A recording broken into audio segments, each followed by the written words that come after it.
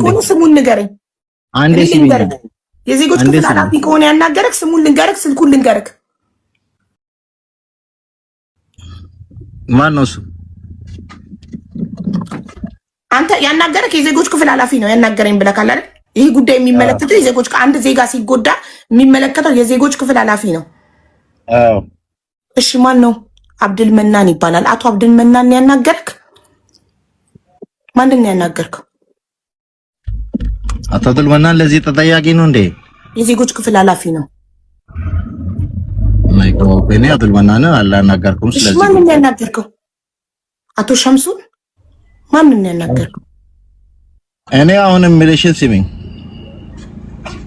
ሁላችንም እዚህ የምንቀመጠው ልጅቷን እንትን ለማፈለግ አይደለ? የኔን ባህሪ አታውቁም። እኔ ወረኛ እኔ ያውላችሁ ምን ነገር አንደኛ እንደገባክ ሄጃለሁ አልከኝ። ሙባረክ ስላመጣክ እንጂ ማንም ሰው በቲክቶክ መጥቶ እንትን ቢለኝ ያለ ማስረጃ ምንም ነገር አላምንም። ኤምባሲ ሄደህ ካለው ስልክ እንደገባክ አዎ ሄጃለሁ አልከኝ። እሺ ምን መለሱ ለጥያቄዎቻችን? አንተ ነህ አይደል? እኔ ኤምባሲ ሄጄ ጥያቄዎቻችን አናግርላችኋለሁ። ኤምባሲ በጣም ይተባበሩኛል። ኤምባሲ በጣም ጥሩ ናቸው። በእኔ በኩል ለመጣ ሁሉ ይረዳሉ ያልከው ኤምባሲ በአንተ በኩል ለመጣ ብቻ ሁሉ የሚረዳ ከሆነ ኤምባሲ ለአንድ ብሔር ለአንድ ግለሰብ ነው የሚያገለግለው? አልገባኝም። ኤምባሲ እኮ ተቋም ነው። ሀገርን ወክሎ ነው አይደለ ሳውዲ ላይ ያለው። ስለዚህ የትኛውም ኢትዮጵያዊ ችግር ላይ ሲሆንና ኤምባሲ ሄዶ ድምፁን ሲያሰማ ሊያስተናግዱ ይገባል። ሳውዲ ኤምባሲ ምንም እየሰሩ አይደለም። እኔ ስንት እህቶቻችን እየተመቱ ሰንበር ደም ላያቸው ላይ ያለ ቪዲዮ ፎቶ እየላኩላቸው ሎኬሽን ስልክ ቁጥር እየላኩላቸው ኤምባሲ አይደለም እየረዳኝ ያለው ፖሊስ ጋር ቀጥታ እየደወልኩ ነው። ፖሊስ ቤት ድረስ ላይቭ ላይ ሆኜ ፖሊስ ጋር እየደወልኩ ፖሊስ ነው ቤታቸው ድረስ ሄዶ እየደረሰላቸው ያለው አደጋ ላይ ላሉ እህቶቻችን። ምን አረገ ኤምባሲ? ለስም ኤምባሲ አለን ቢባል ምን ዋጋ አለው? ደግሞ መታችሁ እዚህ ጋር ለኤምባሲ የምትከራከሩ ሰዎች እናንተ ራሳችሁ ሌባ ናችሁ። ከቨር አታድርጉ። ምንም እየረዱ ያለ ታው እየሞተ ነው። እኔ እንደምለው ምንድነው ይሄ አቡ ፋን ነው መጥቷል። አስገቢ ይኸውልሽ፣ ይሄ የሳውዲ ኤምባሲ መፍረስ አለበት። ከላይ እስከ ታች መቀየር አለበት። እኔ ከማስረጃ ጋር ማወራው ቪዲዮ ሰራለሁ። እያንዳንዱ የላኩላቸው ሎኬሽን እባካችሁ ድረሱላት፣ ችግር ላይ ናት እቺ ልጅ፣ እየተደበደበች ነው፣ እየተደፈረች ነው፣ እንደዚህ እያልኩኝ ዋትስአፕ ላይ እኔ ደግሞ ያለ ማስረጃ አላስተናግድም። እየተቀበልኩ እየላኩላቸው እባካችሁ ይሄው ሎኬሽኗ፣ ይሄው የማዳሟ ቁጥር፣ ይሄው ያመጣት ቢሮ ቁጥር፣ ይሄው እያልኩ ከሞቱ በኋላ ለአስክሬን ብታናግሩን ምን ዋጋ አለው? ሳይሞቱ ችግር ላይ እያሉ እንድረስላቸው እያልኩ እያንዳንዱ ኤምባሲ የሚሰራ ስታፍ ጋር እየላኩ ሁሉም ሲን እያለ ሁለት ራይት እያለ ኢግኖር እያረጋችሁ ከዛ ከሞቱ በኋላ ለአስክሬን መቀበሪያ ወይም ለአስክሬን መሸኛ ደብዳቤ የምትተባበሩን ከሆነ በቃ ይሙቱ እያላችሁ ነው ማለት ነው። ቤተሰብ ደግሞ አስክሬኑን አይደለም የሚፈልገው በነፍስ እንዲሄዱላቸው ነው የሚፈልገው። ደግሞ ውሸታችሁ ማያልቅ እኔ ቪዲዮ ሰራለሁ። ውጭ ጉዳይ ነው አለቃችሁ አይደለ? ለውጭ ጉዳይ አድርሱልኝ ብዬ ቪዲዮ ሰራለሁ። ማስረጃዎቹን ለጥፌ ስንት የኤምባሲ ስታፍ አናግሬ መልስ እንዳልሰጡኝ ስንት ጊዜ ደውዬ ሪከርድ እያደረኩ ነው ደግሞ ነው የምደውለው። ስንት ጊዜ ደውዬ እንደማታነሱ ከማስረጃ ጋር ለምን እዛ ጋር ተቀምጣችሁ ደሞዝ እንደምትበሉ አላውቅም እንዴ። ሴት ልጅ በአሰሪዋ የጾታዊ ጥቃት እየደረሰባት እባካችሁ ድረሱላት እየተባላችሁ ማትደርሱ፣ እየተደበደበች እባካችሁ ድረሱላት እየተባላችሁ ማትደርሱ፣ ክፍሏ 4 ቀን ተዘግቶባታል እየተራበች ነው። ሃይማኖት 4 ቀን ሙሉ በምግብ ተዘግቶባት ፖሊስ ጋር ደውያለሁ። እንዴ ፖሊስ አይደል እንደ ሄደላት ፖሊስ አይደል እንደ ከዛ ቤት ያወጣት መዲና ወንድሟ ማሜ በሌሊት መጥቶ እኔ ጋር ላይቭ ላይ አልቅሶ ላይቭ ላይ ሆኜ ፖሊስ ጋር ደውያለሁ። እንደ ፖሊስ ሄዶ ከቤት ያወጣት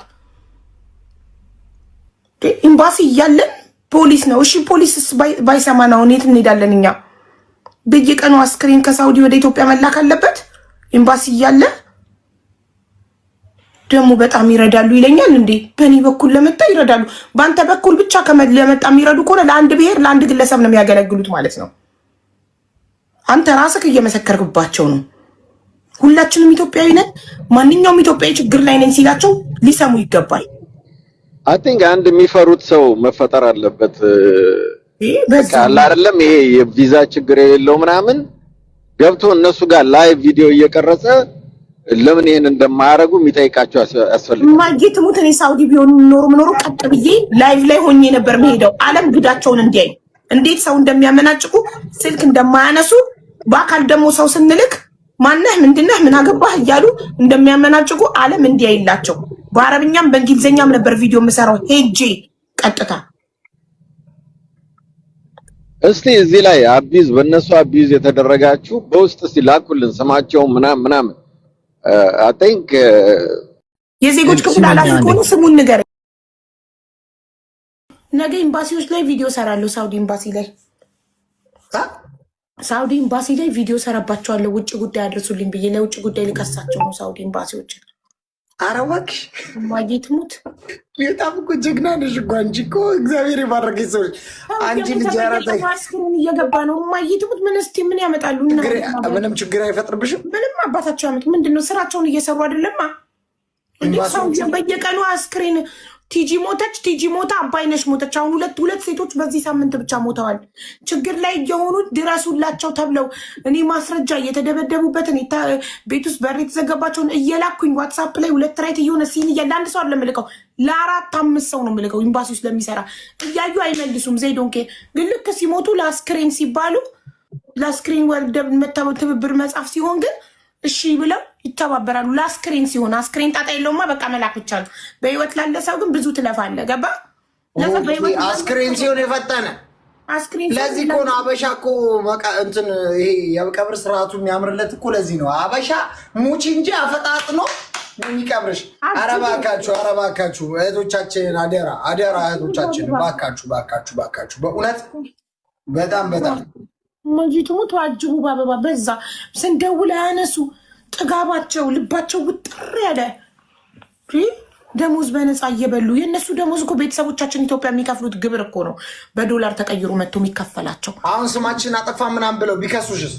ይክሰሱኛ። እንታያለን። ስም ማጥፋት ማለት አንድ ሰው ያላረገውን ስታረግ ነው ስም ማጥፋት የሚባለው።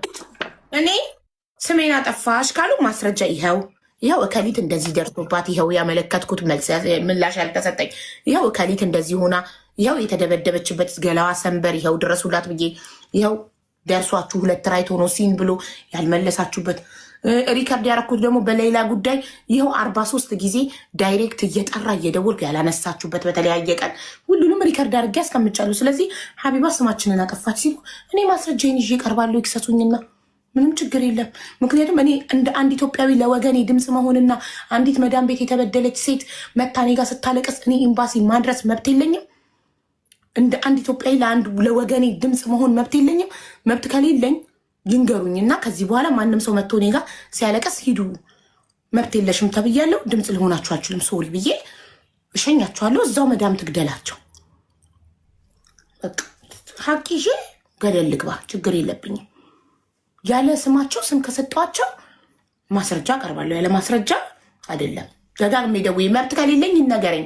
አንዲት ኢትዮጵያዊ ወገኔ ችግር ደርሶባት እኔ ኤምባሲ ደውዬ የመጠቆም መብት ከሌለኝ ያ በህግ የሚያስጠይቀኝ ከሆነ ይንገሩኝና አቆማለሁ። ለምን አልነገሩኝማ? እስካሁን ድረስ መብት የለሽም እያየሽ እየሰማሽ ዝም በይ ከሆነ ይንገሩኝ። ምን ነው የምለው?